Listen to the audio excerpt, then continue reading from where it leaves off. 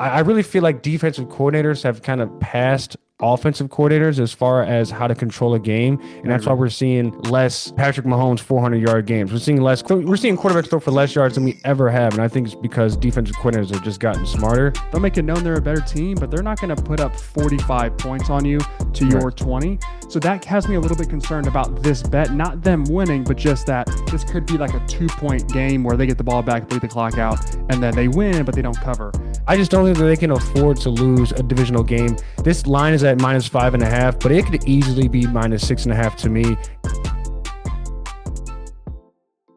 First and Cam, back live again, week 3 of the NFL. We are taking you through our week 3 NFL bets. I have 3 of my picks that I think are locks for this weekend. Evan, you have 3 picks that you think are locks for this weekend. We're going to keep track and keep tally of our wins and losses throughout the season. This will be our first NFL betting show. If we're right or wrong, tell us in the comments. Please like and subscribe to the channel, and we will have more of these picks for you. Just a quick note on NFL bets. Teams favored above 4 are 12-0 this season. I thought that was an interesting stat. And favorites on the road are 10-2 this season. So you have Jake Browning in, Joe Burrow out, and you have Carson Wentz in, JJ McCarthy out, and Jaden Daniels possible scratch for Washington coming up on Sunday as well. So I'm going to start with mine, and I'm going Dallas Cowboys at Chicago Bears, 1.5 for Chicago. I'm actually going the other way, and I'm taking Cowboys 1.5, and I believe so because one, I don't believe in this Chicago offense. I think it takes them too long to get started, and I think the only time they ever have a sense of urgency is when they're down. When the pressure is off, they're down multiple scores, and Caleb Williams starts to finally, ironically, find his rhythm. And right now, he's 40 of 65, 417 yards, 3 TDs, 1 INT. I think his completion percentage and TD to INT ratio is always going to be good as long as he's in the NFL because one, he holds onto the ball too long, and two, he takes the most sacks out of any quarterback in the NFL. Last year, their sack rate was at 10.73% of their snaps, which was the highest in the NFL by a lot. And this year, they lead it off to a bad start at 8.11% of the dropbacks result in a sack. Grady Jarrett, the defensive lineman on the Bears, he called out the defense. It said it's not something we're going to sweep under the rug, referring to the 52-21 loss against Dallas or against Detroit last week. And, Dallas gives up 37 points to the Giants, but the Bears are a totally different laughing stock to me. I think the Bears are just a bottom tier team in the NFL, and I don't see them being close to being 500 this season. I agree with that. We'll see where they end up as far as 500. You never know with injuries and things like that where things could land. But the Bears are like the opening against the Vikings at home. They had multiple chances to win that game and they gave it away. And then the Lions just have a better roster. I think every offseason we look at the Bears and we go, they have a good team, they have a good team, and they just don't. Like they're not a very good like football roster yet. And so I guess the jury's out on Caleb Williams still. I was a big fan of him coming out of college.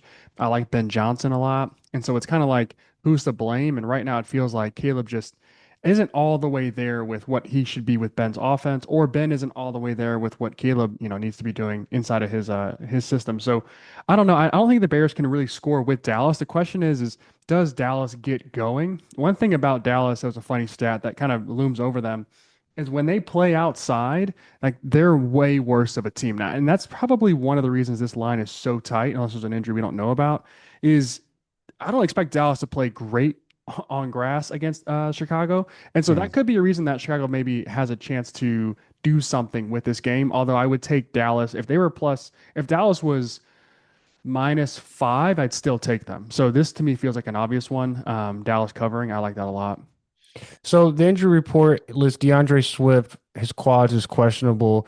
Cornerback Kyler Gordon, who's even more questionable with the hamstring. I think, those are 2 key pieces for Chicago. I don't think that the Kyler Gordon hamstring injury is make or break for Chicago, but they're already down to their last guys in week 3. And so if you're going to have a starting cornerback who's literally has a hamstring injury, I mean, Dak Prescott isn't QB1, but he knows how to expose bad defenses. And DeAndre Swift is another threat out of the backfield for Caleb Williams. He likes to, dink and dunk a lot. And DeAndre Swift in the passing game is key for them. And then on the Cowboys side, Deron Bland, he's got a messed up foot. He's most likely not playing. And then D tackle Perrion Winfrey was placed on IR on Monday with a back. Hmm. So I mean, look, the Chicago's giving up, you know, sack rate, an unprecedented percentage this year already. And I don't think that's going to stop. I don't think one injury to a defensive tackle is going to stop that. I think Dallas still has pieces to get to the quarterback, Kenny Clark from the Packers coming over. I look for him to have a good game and to kind of shine bright as Micah Parsons did last week for the Packers. Yeah, we'll see if the defense can confuse Caleb a little more as well. With having DBs out in a kind of a secondary that could be a little injury prone. I look at Dallas playing some man, a lot of zone, and I just don't know if Caleb can take advantage. I'd love to see him like like blossom into the quarterback we all think he could be or could have been coming out of college, but Mm. well, I guess we'll see with him. My first best bet that I like a lot, and this one's going to sting because I'm a big Rams fan, but Rams at the Philadelphia Eagles. Eagles are a 3.5 point favorite. I'm taking the Eagles I like to that one. cover. This is going to be kind of a junkyard dog fight. The Eagles, for whatever reason, don't tend to separate in games. They just kind of they'll beat you and they'll make it known they're a better team, but they're not going to put up 45 points on you to Right. your 20. So that has me a little bit concerned about this bet, not them winning, but just that this could be like a 2 point game where they get the ball back, bleed the clock out, and then they win, but they don't cover. I don't look at the Rams. The Rams are, if I could think of a college equivalent, I will tell you. But they're going to beat the teams they should beat this year and lose to the teams they should lose to. And the Eagles are a better football team, a better roster. I think Matt Stafford's back is a little interesting, so hopefully the pass rush can stay off him a little bit. But I like the Eagles to cover a lot. I think they have the much better roster. And this line, I think if it was up at 5.5, I'd be a little more skeptical. But at 3.5, I'll take it. So I think that the spreads for the Eagles games are going to be a lot closer than what the rosters would say. Mhm. And I think that has a lot to do with the way that Jalen Hurts has thrown the ball this year. He's not Sure. really throwing the ball down the field. They're bleeding out the clock. These games are a lot shorter. Time of possessions on their hands. We'll see what happens with the tush push this game. I know I got a lot of heat last week against the Chiefs running it 7 different times. It's looking like that play is probably going to be outlawed next season, but that's next season. So I don't Hmm. know if the Eagles decide to just, hey, go all in and run that every single short down and distance play. If so, then I could see the time of possession leaning even harder on the Eagles. My thing is that if Matt Stafford's back is fully healthy, Kyron Williams is fully healthy. I mean, we're talking about a matchup from the playoffs from a season ago where the Eagles kind of ran all over the Rams. Can the Rams kind of turn that around and do that to Philadelphia? Obviously, Philadelphia's defense is, their highlight of their team, but I mean, if they're going to play the time of possession game, the Rams have to control it because I don't think Jalen Hurts is going to beat you down the field. If he beats you on a couple of shots that he takes 1 or 2 times a game, then I guess so be it. But his passing chart, if you look at it over the past couple of weeks, even as of last year, it's not anything past 10 yards and it's really all outside. And the Rams are always going to have a good defense. Rams always have good athletes on defense. I wonder if they really challenge Jalen Hurts to put the ball in the middle because I really feel like defensive coordinators have kind of passed offensive coordinators as far as how to control a game, and I that's why agree. we're seeing less Patrick Mahomes 400-yard games. So we're seeing quarterbacks throw for less yards than we ever have, and I think it's because defensive coordinators have just gotten smarter. And we'll see if they force Jalen Hurts to throw the ball in the middle because I think that's the ultimate goal for any team trying to beat Philadelphia this year. Well, I think it's a question of like he hasn't or he can't, and he just hasn't yet, and he hasn't had to. They've Yeah. got plenty of guys that can catch the ball and stretch the field. They just haven't had to do it yet this year. And maybe the Rams are going to be the team that can stuff the box, stop the run a little bit, control Saquon, and then they have to put the ball in the air. And to me, that's another recipe for like you only need one play, 1 or 2 plays for that to really like open up the game. And I think the Rams can score with the Eagles. I just think the Eagles can get a few more stops than the Rams can. So I wouldn't be surprised if this game ended up being in the mid 20s or even Yeah. lower 30s, like a 35, 31 kind of game. I wouldn't be surprised at that at all because the Rams can score with just about anybody. I do think when it gets tight, the Eagles can get what they need on the ground, which the Rams Kyron Williams, he's a great back. Probably not going to get the same production that we were hoping he would get or he had last year. I don't see the Rams pulling away. And if it's close, I just like the Eagles in all the different ways that they can attack you. They haven't had to throw the football yet, and I think this is the game where we might see Jalen Hurts go for 250 over the air and a couple over the top. Right. So getting to the next game, Vikings are favored 2.5 over the Bengals. This is a really interesting game because one, both of the starting quarterbacks are now out. And what we saw from JJ McCarthy in 7 total quarters was not starting QB play. He had Mhm. the one quarter against Chicago that looked great. Chicago is Chicago. I think when we look back on that game, and it says more about Chicago's defense than it will about JJ McCarthy having his moment. And then you have then you have the Bengals who are now going to be without Joe Burrow until at least mid-November, possibly even December. Jake Browning, I read a stat that was interesting. Out of 67 quarterbacks who have played 100 snaps since 2003 or 2023, Joe Burrow is 15th in adjusted EPA per play, and Jake Browning is 16th. Hmm. So I don't think the quarterback drop off is the normal starting quarterback to backup drop off that we're used to seeing. But at the same time, I don't like the Bengals overall roster just going up against the Bengals. You got Shamar Stewart, who's doubtful with the ankle, and then both guards, Lucas Patrick and Cordell Volson, are on injury reserve with Joe Burrow. So your Mhm. offensive line is depleted. Your defensive line is not 100%. Trey Hendrickson, I don't really know what kind of playing shape he's in, but he's probably just now getting his legs under him. I really do like Vikings -2.5. I think Aaron Jones is going to have a great game. I think Carson Wentz has the ability to have a good game because the Vikings just have a better plug and play situation.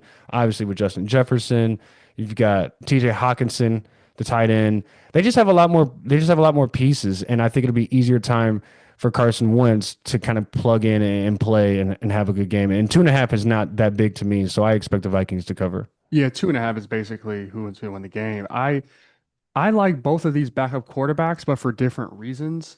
I think the Vikings got away from Sam Darnold way too soon. And the first 3 quarters of the Bears game, it was like, yeah, he's not ready yet. And we probably shouldn't have rushed out Sam, considering we got to the playoffs. Yes, it didn't look great, but I think they're a worse team with JJ Mm. McCarthy. I think they could be a better offense with Carson Wentz. And you look at Carson Wentz, and you're probably looking at it like a guy who doesn't have a lot to lose, and so he might push the ball down the field. But that's an offense that's hard to stop if they really get going vertically and with the run game. So I expect the Viking offense to be really good.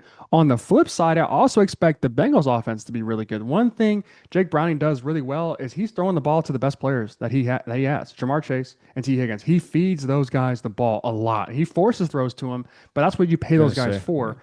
And so I wouldn't be surprised if the Bengals could pull this one out. I think Brian Flores, defensive coordinator for the Vikings, I think he's just a monster. I think that when you talk about guys, the defenses are ahead of the offenses. I think he's probably the leader of the clubhouse when it comes to that. The things that he comes up with, the things that he's scheming up, are just completely different, and they confuse.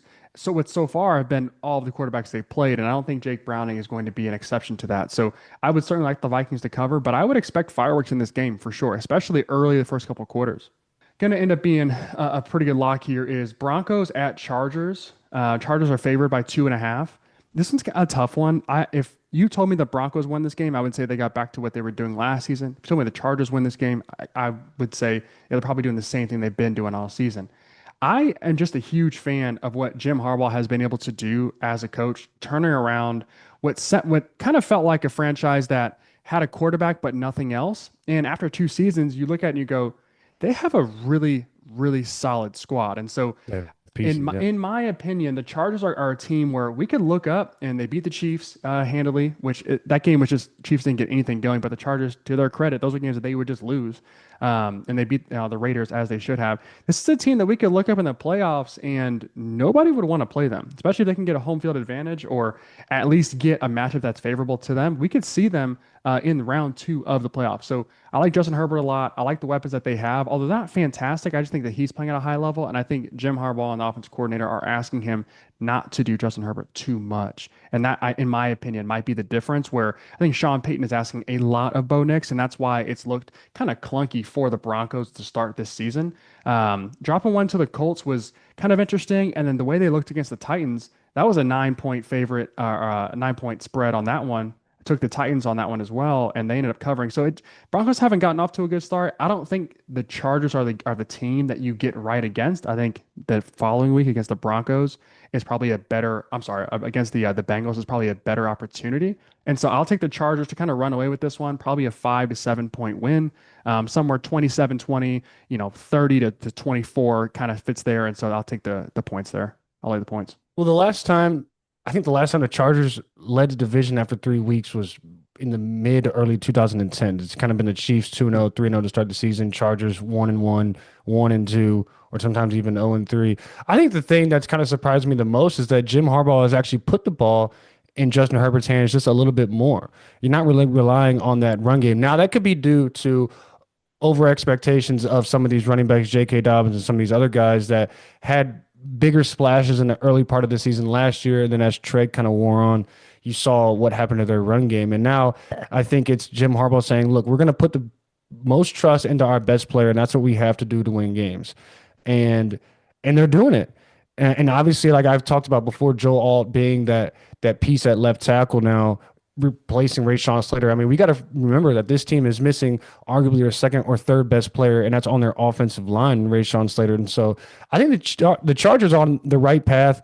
Talking about the Broncos, I think it's not only one of those cases of sophomore slump for Bo Nix. I just think that the tape is out on him, and I think that the arm that people had graded on him coming into the league at a B minus to possibly even C plus arm, that's going to show. And if he's going to force passes and make, airhead mistakes, defenses are going to make him pay. This is not college. This is not Oregon playing against Sam Houston State in week 4. This is every single week you're playing against secondaries. You're playing against guys who are all pro level talent. And the Chargers 3-0, you get a team or the chance to start 3-0. I mean, being a top of the AFC West, these early season divisional matchups are key. And if the Chargers can get out to 3-0, especially against the Broncos, who are a team that expected to have the best defense in the league, I think it's a big confidence boost for somebody like Justin Herbert. I would agree with that. I think the Broncos have a lot of questions to answer on that offensive side, but this is another team where I look at the Vikings kind of put in that same category. Defense is ready to win. The quarterback could be the issue. And with Bo Nix, he's a very much see it, throw it kind of guy. He does some anticipation a little bit, but everything, like you were mentioning before, is in front, it's outside, over the middle a little bit too, but they're not stretched down the middle. It's very much like 5 to 6 yards. And I think it's very easy to sit on those kinds of routes, especially when you know that if he has to throw it over the top, he probably can't. And that was my thing out of college is I didn't think he did a whole lot of vertical passing at Oregon when he played his best football. And so I wasn't a huge fan of him. So when he came out as a rookie, I was like, wow, this is interesting. But now it's like, okay, this is the regression to the mean I was expecting, which is the offense is kind of whatever, and it looks like that relationship with Sean Payton and Bo Nix could be a little interesting. Sean Payton could just be washed, and his time's up. He had one good season last year with the offense, but I don't know. I don't know that I love the Broncos and their situation right now. This is week 3, so there's a lot more football to go. I don't know if I'm reading into it too far, but I do like the Chargers to cover on this one. Agreed on that one.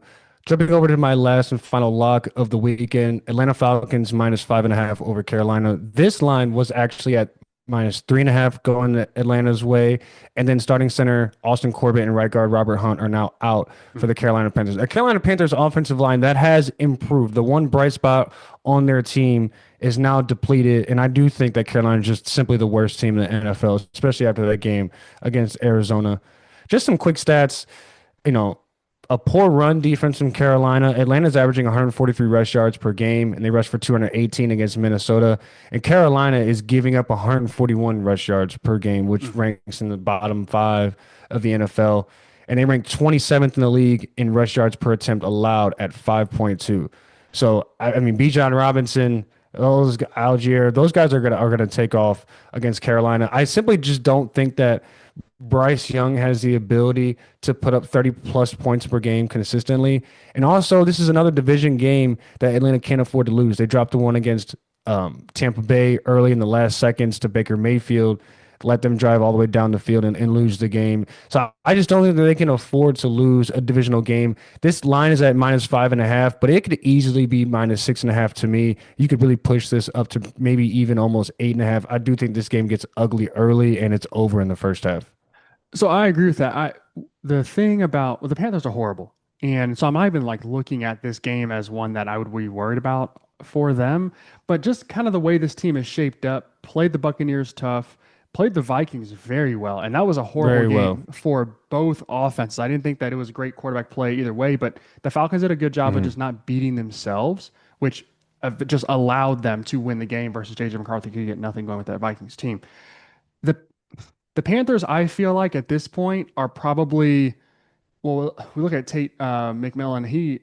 He's been fantastic. I didn't think he'd be as good as he was in college in the NFL. He's one of those Yeah. guys where I'm like, probably put some stats and numbers, but he's not gonna be. He's incredible. So that team is probably a quarterback away. Like if we switched quarterbacks, I think I would like the Panthers in this game.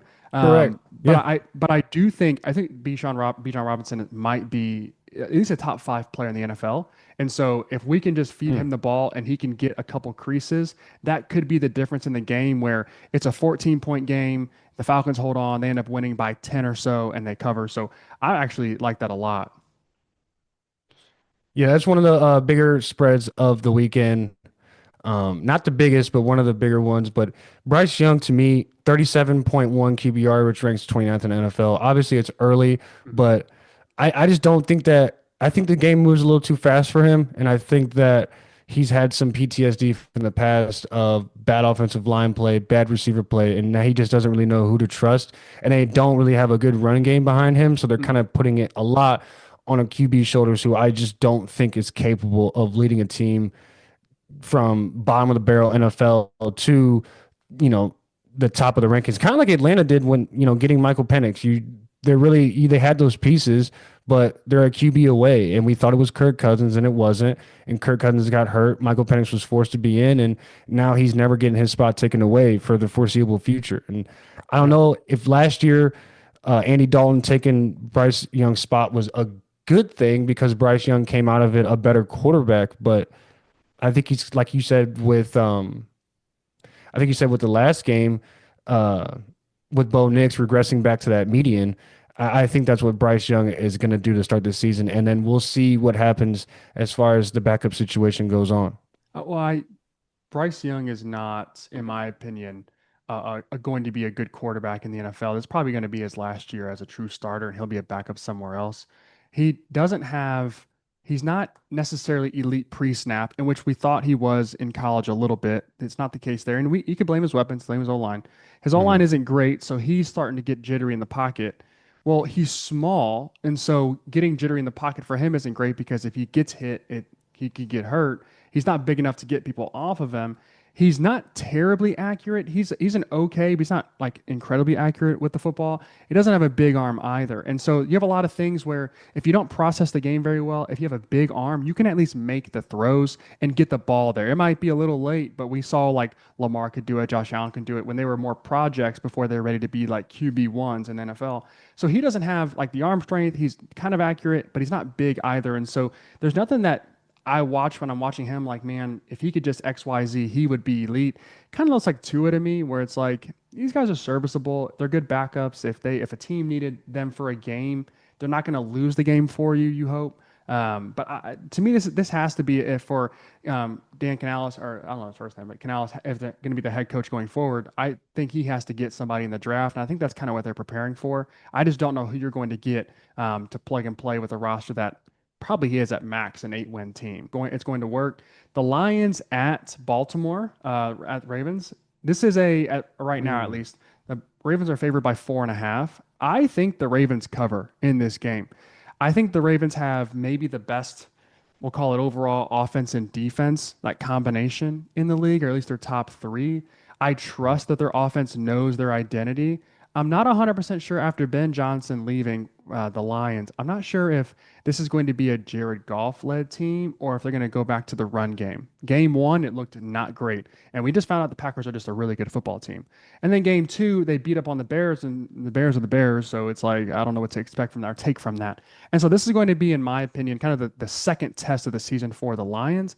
I think that the Ravens played the Bills, and I know they lost the game, But for 3.5 quarters, it looked like the Ravens were probably going to be the Super Bowl favorites Right. until it just all kind of collapsed. And so, in my opinion, I think Lamar probably has the best quarterback season of all of these guys. Hopefully, he doesn't run into Josh Allen in the playoffs again, and maybe he can get over that hump. But in my opinion, the Ravens are probably the best offense from running and passing standpoint. Even like DeAndre Hopkins is coming back to life a little bit, which has been interesting to watch. So, Mhm. in my opinion, give me them to cover. I think this ends up being like a 10 to 14 point game. It won't start that way, but that's probably where it ends up.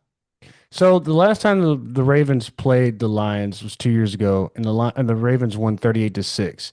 And Mhm. it's kind of one of those stats where you look at Lamar's stats versus NFC teams that they hardly ever play, and he goes absolutely bonkers against these teams every single time. The last time he played 21 for 27, 357 yards, a couple touchdowns.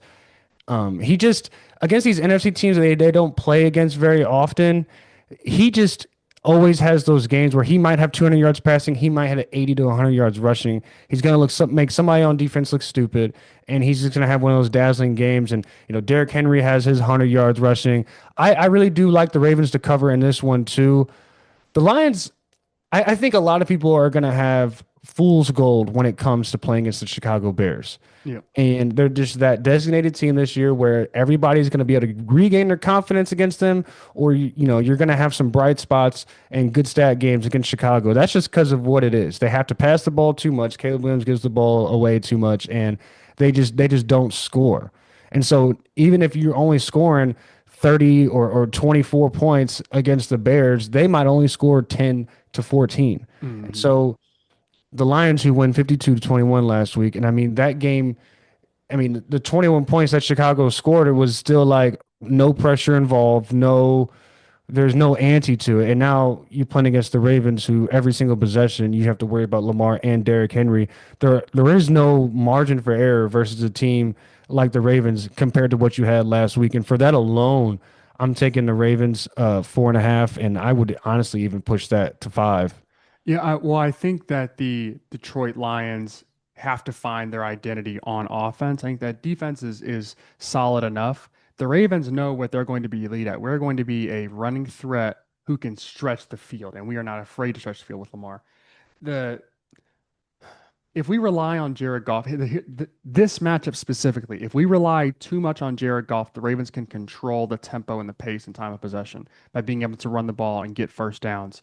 If you have to throw the ball, if Jared Goff has to throw the ball 40 times to win this game, I just don't like my chances. I don't think it's a roster issue. I just think that you look at the other side when they get the ball, they're going to have the ball a little bit longer. They're going to be able to get exactly what they want on offense. That offense will be rested. And I think it ends up just wearing down on the Lions having to stretch the ball down the field over and over and over via passing. So I don't know how creative you can get when it's third quarter and your quarterback's already thrown the ball 29 times. I don't know how much more creativity is left in the bag. And so just for that alone, it's like, give me Lamar. I'll take that. I'll take that team, that roster, that defense, that offense, offensive line over the Lions. And they're certainly to cover.